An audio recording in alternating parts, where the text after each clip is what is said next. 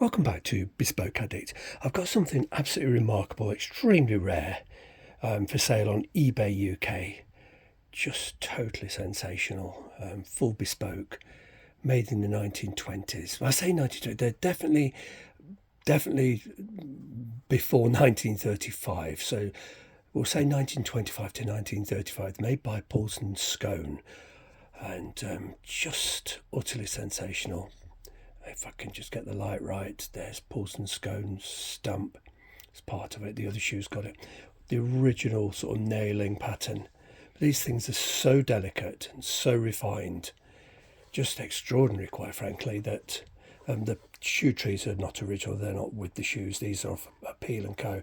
I don't have the Poulsen Skone trees, I'm afraid. But nonetheless, these are just, look at the... I have spent quite a lot of time in these, I'm sure you can tell, just from the polish.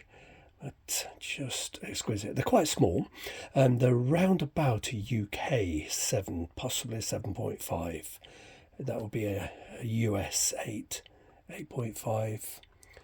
And just, I don't know, it's difficult to know what to say about something this beautiful and just so refined, so delicate. The welting.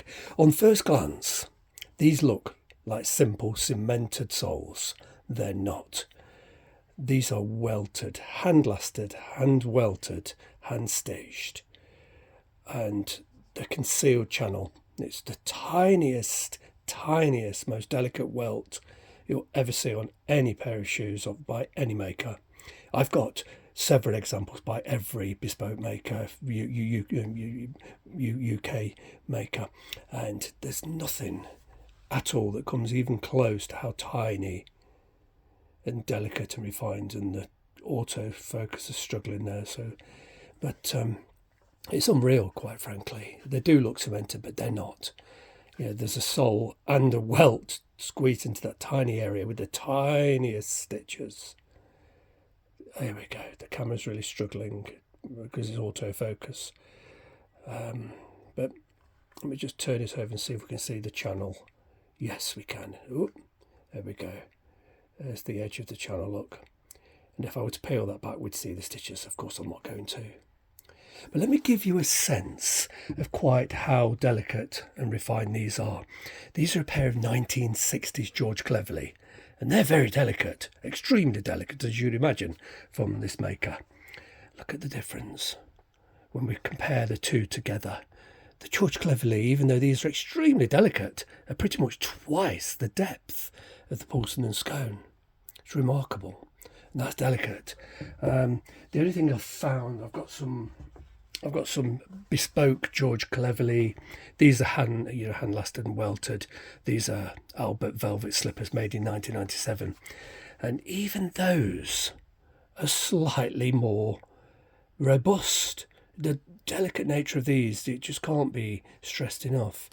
Even the Albert slippers, which are just incredibly refined and delicate, so elegant. The Poulsen and Skone shoes are even more so. The only thing I've found and that is as fine are these 1920s opera pumps by... I'm going to have to remind myself. I do now, I just can never remember. Faulkner and Son, who incidentally were bought by Henry Maxwell. I've done nothing with these so far. They do fit me beautifully, and they're brown, not black, which is utterly surreal. And they were actually made for the Hollywood star Douglas Fairbanks Jr. Had a few pairs of shoes from his collection, Faulkner's and Maxwell's later. But anyway, that's not what this is about. See, let's look at the welts and the soles on both of these.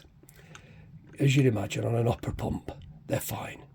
But these are nearly as fine, if not as fine and refined as the opera pumps. But nonetheless, they've still got this glorious sort of sculpted waist, really tight. Classic sort of West End sole. Just, I don't know, there's not enough words really to sort of... Look how they're sort of sculpted in. Really sort of heavily sculpted. But extremely elegant and just discreet and just refined. Often when shoes are very, very sculpted, they can be almost aggressive and a little bit loud. These are not that. But I don't know. But I'm not going to miss wearing them because there's no chance of me wearing these because they're a size 7 or thereabouts. I'll put the proper measurements with the listings. And there's no chance I could ever wear these. I've had them at least 10 years. But they're at least 2.5 sizes too small. And I kind of had this deluded notion that my feet would shrink or these would grow and I'd be able to wear them.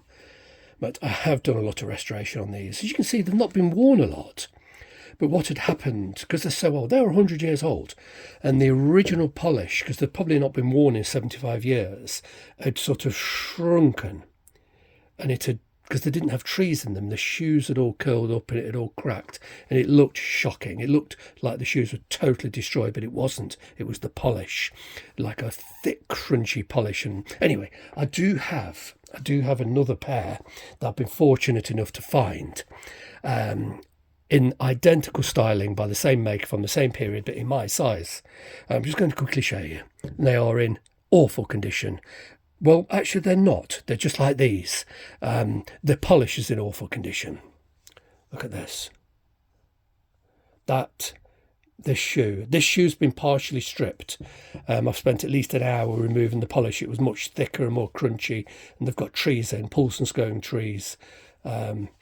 And they were all wrinkled. You could, because the polish had shrunken and it had crinkled the shoe. Exactly the same had happened to the pair that I'm selling. And you can see they've revived beautifully.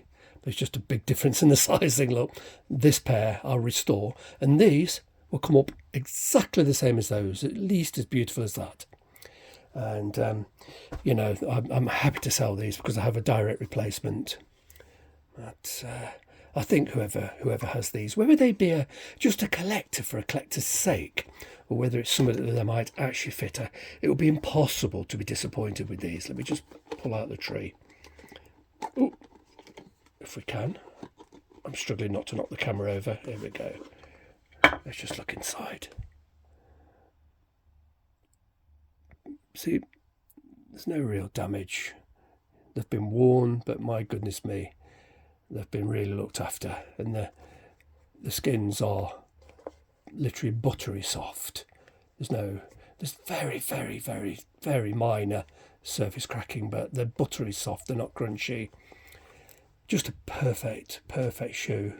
It's extraordinarily elegant, astonishingly refined. It really would be difficult to find. As I say to you, I've got examples by all the bespoke makers, both current and ones that have been long gone. This company, Poulsen Skone, was started, I think, 1863 by Arthur Skone, and his son, Sidney Skone, joined the company. And between them, they ran the company for 110 years until the death of Sidney in, I think, 72. And that's when New and Lingwood took over the company. They were just, it was just the two of them, a very small outfit, turning out this quality, this sort of output. But they were never a big manufacturer. Their shoes are today, they're quite rare. Most Poulsen Skone you see are sort of post 1972, and they're ready to wear. There's a handful of bespoke pieces out there made by George Cleverley for Poulsen Skone. But they're a rare maker and misunderstood, quite honestly, and not appreciated for quite how achingly just beautiful and achingly refined these things are. You compare them with a very refined pair of George Cleverley, and you look at the difference. These are not durable. You wouldn't buy these shoes and go stomping about in them. They can be worn. Yes, they're definitely 100% wearable, but these are not walking shoes. You wouldn't pound the pavements in these. They wouldn't last. The George Cleverley, to a certain degree, you can, obviously you'd get through that sole quite quickly if you wore these heavily. But these are, I don't know. I'll wear my pair when I eventually get around to restoring them, but I won't wear them hard. Yeah, look at that silhouette. Just amazing. Just amazing. But they're for sale on eBay UK at no reserve.